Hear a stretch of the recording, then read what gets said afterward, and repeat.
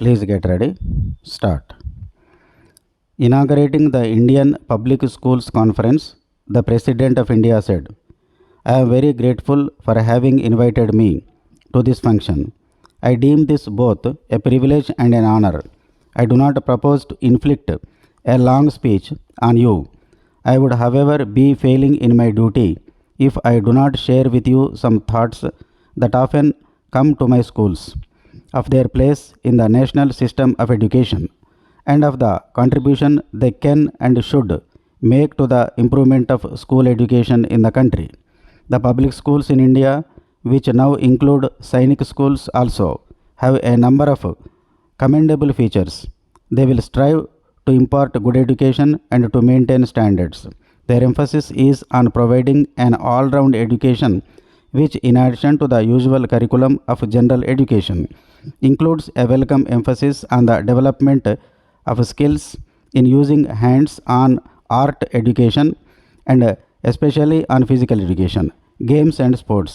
But the situation in the country has changed very rapidly during the last 20 years and will undergo very great changes in the years ahead. The public schools cannot remain unaffected in this changing social environment for their development and even for their survival. They will have to move with the times, and for this purpose, two major steps are necessary.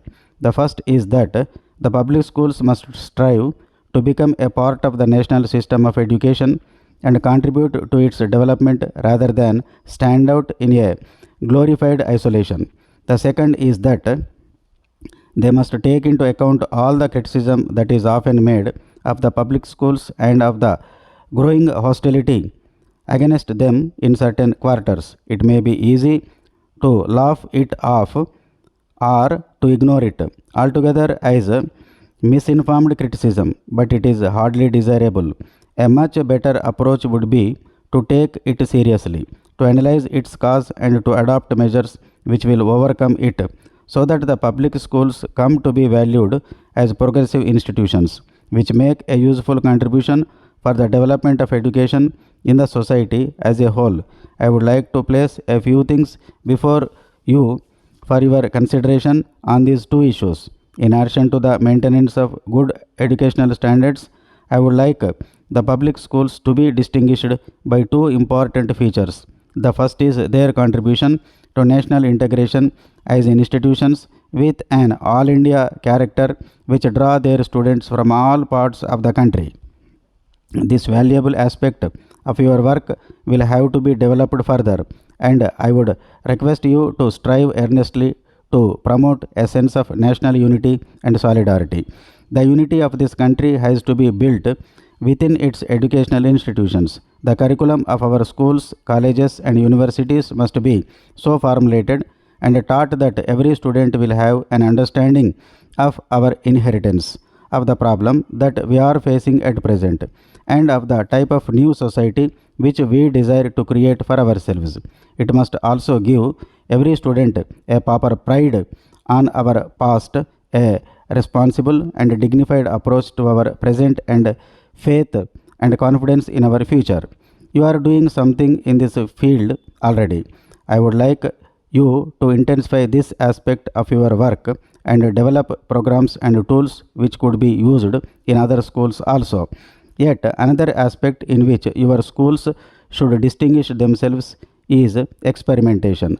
I know that a good deal of experimentation does go on in your institutions at present, but I would like it to be emphasized even more in future so that it becomes your most distinctive attribute.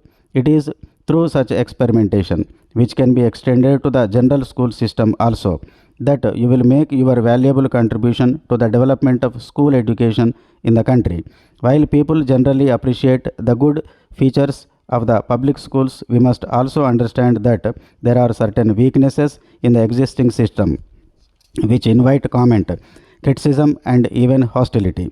Quality of education is a very desirable goal, no doubt, but it should not be too exclusive, too costly and too closely allied to privilege. It is these aspects of your institutions that, in my opinion, deserve close consideration at your hands. Let me first take the point about exclusiveness. The number of your members is very small at present, about 40. May I suggest for your consideration that you might think of a policy of enlarging your membership. I have one suggestion to make for your consideration regarding costs. I do realize that good education will cost more and that education in public schools will always remain at a much higher level than that in the common schools. But I would like this difference to be reduced to the extent possible. It may be possible to cut down some extravagant expenditure which is not really relevant to the maintenance of standards. But what is even more important is the desirability of admitting day scholars in increasing numbers, subject of course to an upper limit, because I would not like a school to be too big. The admission of such scholars will have two advantages. Firstly, the facilities of education in public schools available to a large number of families who do not desire or need to place their children in hostels. Secondly, the cost per student will go down considerably as the proportion of day scholars increases. This is a reform which is long overdue and I commend it for your consideration. The third point is even more important. Barring a very small minority of scholarship holders, the vast bulk of your students now comes from the privileged groups. This isolation of the children of the privileged social groups in the most impressionable period of their life is not good either for them or for the country. It is therefore very necessary to take early steps to end this undesirable segregation which now takes place in the institutions of this type. I would therefore suggest that you should consider the desirability and the possibility of instituting a certain proportion of scholarships to talented students who do not have the financial means to join your institutions.